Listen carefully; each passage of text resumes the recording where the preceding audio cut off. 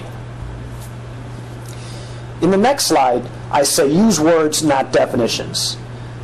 Many times when we write, we can't get the definition of a particular word, so we fill in the definition. We don't do it consciously. We're thinking of a better word, and then we have to write out 3 or 4 words to when we really mean one word. An example, Song took a picture of the gel. So took a picture really is the definition of photograph. So Song photographed the gel. Another phrase, Ray picked out the most interesting articles. Well, Ray chose the most interesting articles. Picked out is a good example of definitions that end in a preposition, out, above, of, from, etc. We put many words together, and I'll mention that in the next slide. Often in your editing, so when you're reviewing your manuscript at the final stages, you can look for those prepositions, see if it's tagged with the word, if it's not really necessary to form a prepositional phrase, and then replace that pair of words with the definition that you should use in that sentence. So in general, examine your manuscript for these type of phrases. Other examples shown in the next slide. Recent work brought about the, well, we say brought about, what we really mean is produced. So recent work produced the. Bacteria are capable of synthesizing a family of biopolyesters named as polyhydroxyalkanates. Well, named as polyhydroxyalkanates, we really mean termed polyhydroxyalkanates. So we could substitute one word for 2, and our point is more easily obtained by the reader. In the next slide, I show some of these prepositional verbs. This is a slang term I use to describe these.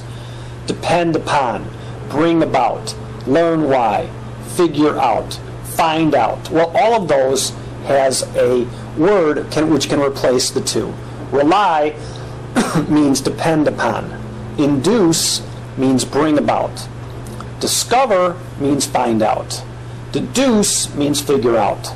And determine means learn why. So look for those types of phrases in the final stages of your manuscript preparation and eliminate them if you can. Now, in the next slide, we show how we would edit our writing at the final stage. So I give a sentence here, and in this example, there are 4 extra or wordy situations. First of all, current study or the present study. You should never say current study. You should say this study. You eliminate one word right away. Close proximity. Proximity means close to. So we don't say close. A finding in striking agreement. Well, this is a somewhat of a needless expression. And previously reported. If I say reported work, referring to another paper, by definition, reported has been previously published. We don't have to say previously reported. That's an extra word. So all of these things are highlighted here. And we could rewrite this passage as I have done here. So I say, in agreement with previous work, this study illustrates the proximity of cerebellar granule neurons projecting to distinct areas of the ambulatory brainstem. I've eliminated then those 4 situations.